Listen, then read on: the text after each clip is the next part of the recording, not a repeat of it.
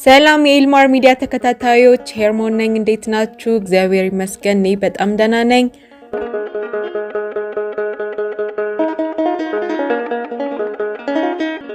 መልአኩ ቅዱስ ራጉኤል።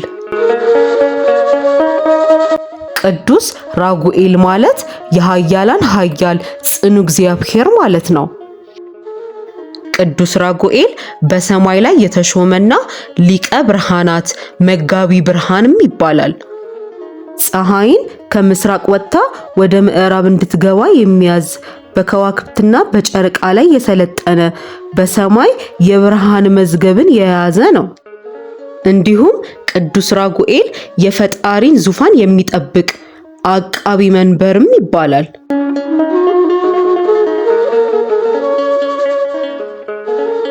ቅዱስ ራጉኤል ከሰባቱ ሊቃነ መላእክት በአራተኛ ደረጃ ላይ ያለ ሲሆን ነገዱም ከቅዱስ ገብርኤል ጋር በነገደ ኪሩቤል ነው። ለዚህም ከአራቱ ኪሩቤል አንዱ ኪሩብ በሆነው ባለ አራት ራስ ንስር ጋር አብሮ ይሳላል። ኪሩቤል የአምላክን ዙፋን ሲሸከሙ ቅዱስ ራጉኤል በዙፋኑ ፊት ቆሞ የሚገባውንና የሚወጣውን የሚቆጣጠር ነው። ስለዚህም ከኪሩቤል ጋር ጎን ለጎን የሚቆም መልአክ ነው። ለቅዱስ ሄኖክም የሰማይን ምስጢራትን የገለጠለት ስለ ህዋ፣ ስለ ጠፈር፣ ስለ ዓመታት፣ ስለ መቅሰፍትና ስላለው ስለሚመጣው ሁሉ ያስረዳውና የነገረው እንዲጽፍም ያደረገው ቅዱስ ራጉኤል ነው። እንዲሁም ሄኖክን ሞትን ሳይቀምስ በመካነ ሕያዋን ያስቀመጠው ቅዱስ ራጉኤል ነው።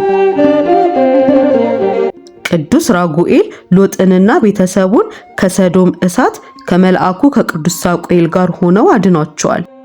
እንዲሁም ሰብአ ሰገልን በኮከብ እየመራ ወደ ግርግም ያደረሳቸው ጌታችንም በመስቀል ላይ በዋለ ጊዜ ፀሐይን ያጨለመ ጨረቃን ደም ያደረገ ከዋክብትን ያረገፈ መልአክ ነው። ቅድስት አርሴማንም ንጉሱ ስቃይ ባበዛባት ጊዜ መከራና ስቃዩን ያሳለፈላት መልአክ ነው። ለነብዩ ኤልያስም ምግብና መጠጡን የሰጠው ዜና እርገቱንም የነገረው እርሱ ነው።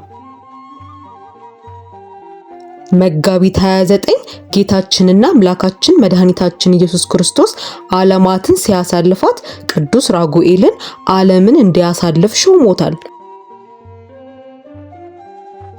የሰው ሁሉ ጠላት የሆነውን ጥንተ ጠላታችንን ዲያብሎስን የሚበቀልልንም እርሱ ነው።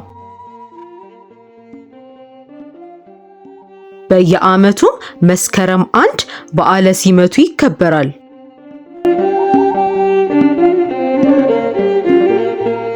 ራጉኤል። ቅዱስ ራጉኤል ማለት የኃያላን ኃያል ጽኑ እግዚአብሔር ማለት ነው። ቅዱስ ራጉኤል በሰማይ ላይ የተሾመና ሊቀ ብርሃናት መጋቢ ብርሃንም ይባላል። ፀሐይን ከምስራቅ ወጥታ ወደ ምዕራብ እንድትገባ የሚያዝ በከዋክብትና በጨረቃ ላይ የሰለጠነ በሰማይ የብርሃን መዝገብን የያዘ ነው። እንዲሁም ቅዱስ ራጉኤል የፈጣሪን ዙፋን የሚጠብቅ አቃቢ መንበርም ይባላል።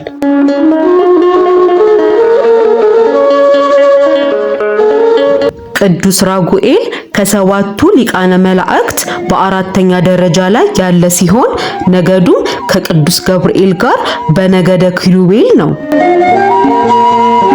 ለዚህም ከአራቱ ኪሩቤል አንዱ ኪሩብ በሆነው ባለ አራት ራስ ንስር ጋር አብሮ ይሳላል።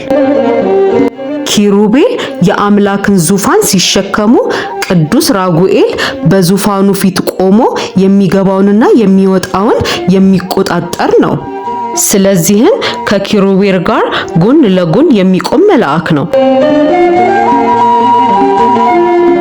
ለቅዱስ ሄኖክም የሰማይን ምስጢራትን የገለጠለት ስለ ህዋ፣ ስለ ጠፈር፣ ስለ ዓመታት፣ ስለ መቅሰፍትና ስላለው ስለሚመጣው ሁሉ ያስረዳውና የነገረው እንዲጽፍም ያደረገው ቅዱስ ራጉኤል ነው። እንዲሁም ሄኖክን ሞትን ሳይቀምስ በመካነ ሕያዋን ያስቀመጠው ቅዱስ ራጉኤል ነው። ቅዱስ ራጉኤል ሎጥንና ቤተሰቡን ከሰዶም እሳት ከመልአኩ ከቅዱስ ሳሙኤል ጋር ሆነው አድኗቸዋል።